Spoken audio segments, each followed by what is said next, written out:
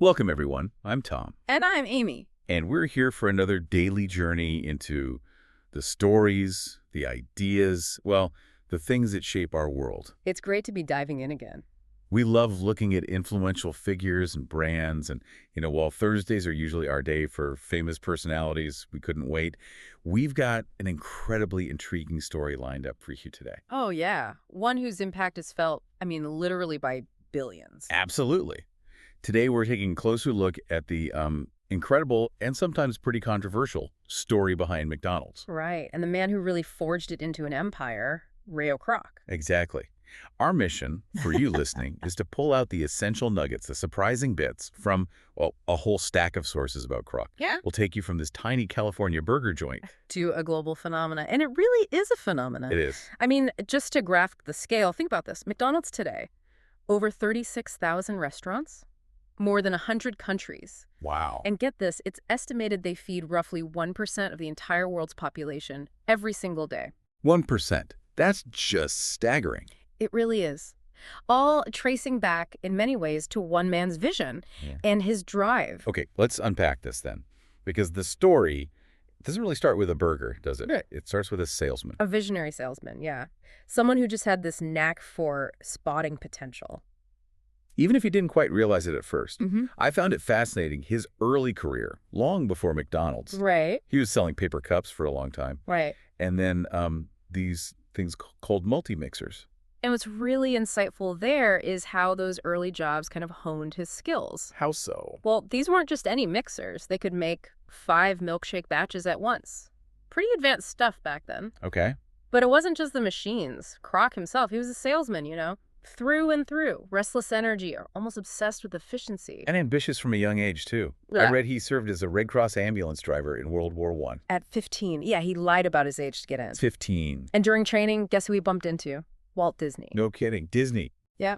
It just shows you, even back then, he was a self-starter.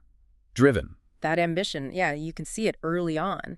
And it seems like that's what fueled him when he found the McDonald brothers, Dick and Mac. In San Bernardino, California, 1954. And he went there specifically because they'd bought how many mixers? 8.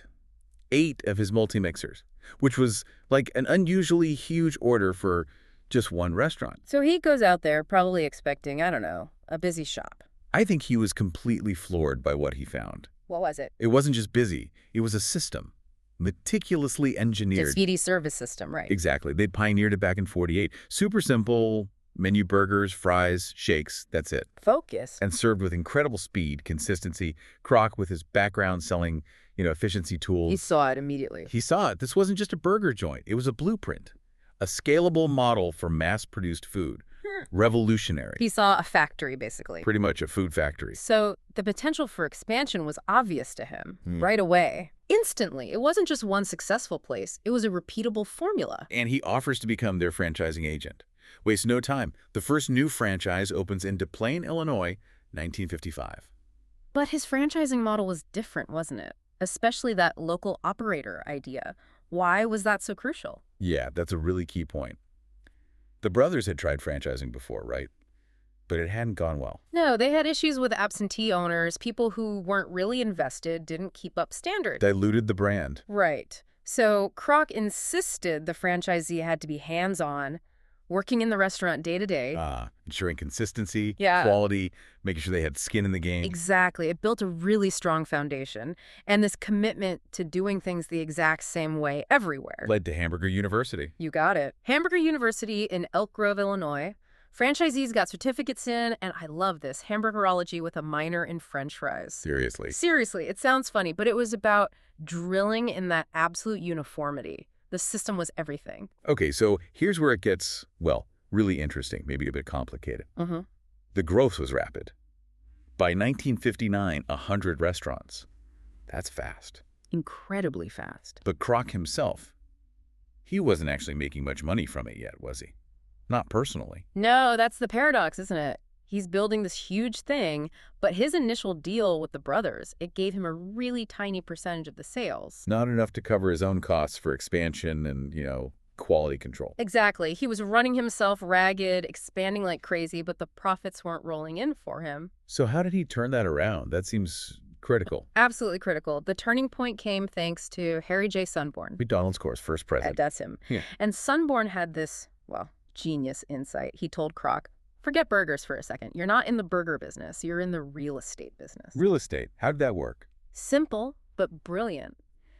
The company, McDonald's Corp., would buy the land the restaurants were built on. Okay. Then they'd lease that land back to the franchisee. Ah. So they made money on the rent, not just the franchise fee or the tiny cut of burger sales. Precisely. It gave them incredible control, guaranteed revenue stream, and it created this powerful engine for expansion. It basically funded the growth. It's clever. Very clever. Sunborn also helped get a big loan, right? Yep. $2.7 million. Crucial for buying up all that land. It totally shifted the power dynamic. And you can imagine how that shift probably amplified the growing tension between Kroc and the McDonald brothers. Oh, definitely. The sources make it clear they were already clashing. Over what specifically? Vision, mostly. The brothers wanted to keep it smaller, maintain that original quality. They liked their fresh potatoes, their real milkshakes. And Kroc wanted changes. He saw things differently. He wanted maximum efficiency, maximum scale. He proposed things like using a powdered milkshake mix to cut costs. Which the brothers hated. Hated it. It went against their whole philosophy. It really highlights that classic conflict, doesn't it? The inventor's vision versus the scaler's pragmatism. The person who creates it versus the person who makes it huge. Exactly. Kroc wasn't just interested in a successful restaurant chain. He wanted the global brand. Their paths were diverging fast. Which led, inevitably perhaps, to the buyout in 1961. The big one. Kroc buys the whole company from the brothers for that same $2.7 million they'd borrowed. Right. But there's that really contentious part of the story. The handshake agreement. Ah, yes. The alleged handshake deal. Kroc supposedly promised the brothers 1% of all future profits. In perpetuity. A handshake deal, though. Nothing on paper for that part. Apparently not, and crucially, it was never honored. Kroc later denied it ever happened. And the impact of that, if it had been honored. Staggering. Just staggering. That 1% royalty, in later years, it would have been worth over $100 million. Annual. Wow. Money the brothers never saw. Never saw a dime of it. And Kroc's, let's call it ruthlessness, didn't stop there. He was apparently furious that the brothers kept the original San Bernardino location. They didn't include the real estate or the rights to that specific restaurant in the main deal. That was the original baby, I suppose. Right. They renamed it the Big M. So Kroc, in a move that's just legendary for its sheer aggression, What did you do? he opened a brand new McDonald's right across the street. Across the street from their original restaurant. Directly across the street. And basically drove them out of business, put his own creators out of business. That's cold. It's a pretty stark example of his single-minded ambition. Once he was in control, he wanted it all. No loose ends, no competition, not even from the past. And this whole complex, rather dark story of the acquisition, the handshake deal, driving the brothers out, that got a huge spotlight recently, didn't it? Yeah, with the 2016 film, The Founder, Michael Keaton played Kroc. It really put Kroc's methods, his character, under the microscope for a mainstream audience. It did, and it included that detail about the name, too. Kroc admitting he wanted the name McDonald's because his own name, Kroc. Sounded too Slavic, he thought. Not American enough. Exactly. Which tells you something about branding, perception, maybe even a bit about assimilation ideals at the time. The film portrays him as relentless, almost predatory. Yes, but it also, maybe inadvertently, highlights just how singular his vision for standardization and scale really was. It makes you grapple with it, you know? Yeah. Where his actions, however ethically dubious, sort of the necessary evil to create something that huge, that ubiquitous. It's a tough question. Yeah. Beyond the deals and the drama, though, was this absolute obsession Kroc had with uniformity. Oh, completely. It was maybe his defining contribution, strategically. How so? His guidelines were incredibly strict, fanatical almost. Everything from how food was prepared, portion sizes, cooking times, packaging. Had to be identical. Everywhere. Exactly the same. Whether you were in Des Plaines or eventually Tokyo or Moscow, that consistency wasn't just about quality in a gourmet sense. It was about predictability. Building brand trust. You knew what you were getting. Precisely. And that famous catchphrase that managers supposedly live by, if you've got time to lean, you've got time to clean. I've heard that one. It wasn't just about being tidy. It was about constant productivity, constant adherence to the system, no downtime, always optimizing. It instilled this culture. Unyielding standards. Mhm. Okay, so he builds this massive empire. Eventually, he steps back from running it day to day. Retired as CEO in 73, yeah. But retire might be a loose term for Kroc. Right, because the next year, 1974, he does something completely different. He buys a baseball team. The San Diego Padres, yeah, for $12 million. And there's that famous story from his first year owning them. Oh, the microphone incident, yes. He apparently got so disgusted during one losing game. He did what? He grabbed the public address microphone at the stadium and addressed the crowd, apologizing for the team's stupid ball playing. He actually said that over the PA system. That's the story, Yeah. publicly criticizing his own team. And later he supposedly quipped, "There's more future in hamburgers than baseball." Huh? What does that whole episode tell us about him? His personality, his approach? I think it's incredibly revealing. It wasn't just a rich guy buying a toy. It shows that same mentality. See a problem, fix it. See inefficiency, call it out.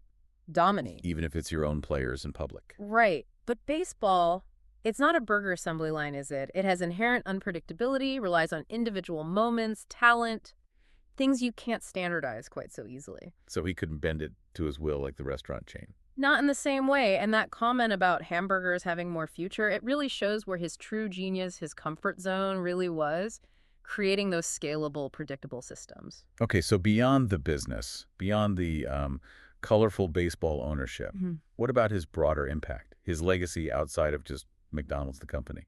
Well, this raises an important point. While his business methods could be seen as ruthless, he did engage in significant philanthropy. Like what? The big one is establishing the Ronald McDonald House Charities. Right, the houses near hospitals for families with sick kids. Right. Exactly. Providing free housing so families can stay close during treatment, that's become this huge global symbol of corporate compassion, really. That's a major positive legacy. Absolutely. And his legacy was also hugely amplified by his third wife, Joan Kroc. After he died. Yes. After Ray's death, Joan became an enormous philanthropist. She gave away billions, including, get this, $1.5 billion to the Salvation Army. $1.5 billion. Yes.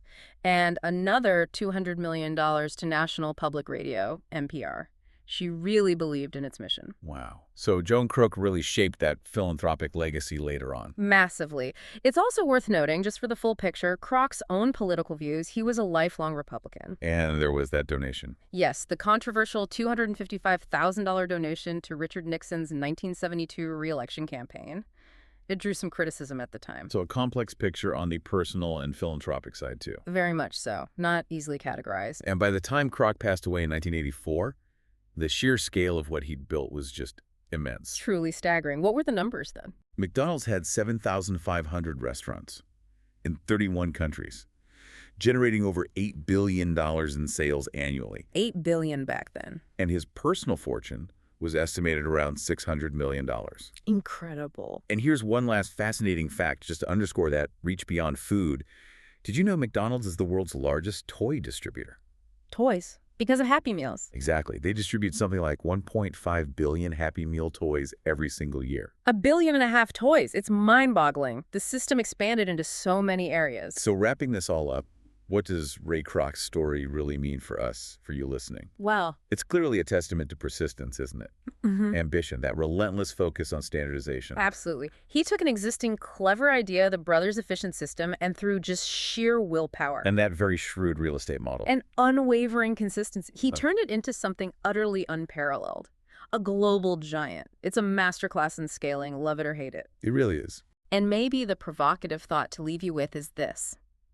Think about that inherent tension between the brothers' original vision quality, local, efficient, and Kroc's relentless drive for scale, for standardization, above all else. Yeah. How does that same tension play out today? In our world of globalized business, tech platforms, everything scaling up, what gets lost or maybe gained in that constant push for bigger, faster, more uniform? What does it mean for innovation, for quality, for the legacy people want to leave? That's a great question to ponder. A lot to think about there. Definitely. Well, thank you for joining us on this exploration of Ray Kroc and the McDonald's empire. We hope you found it as enlightening as we did. Yes, thanks for tuning in. And join us again tomorrow. We'll be looking into a really interesting book. You won't want to miss it. That's right. Make sure you subscribe to the channel so you don't miss any of our daily insights and conversations. We look forward to having you with us again soon.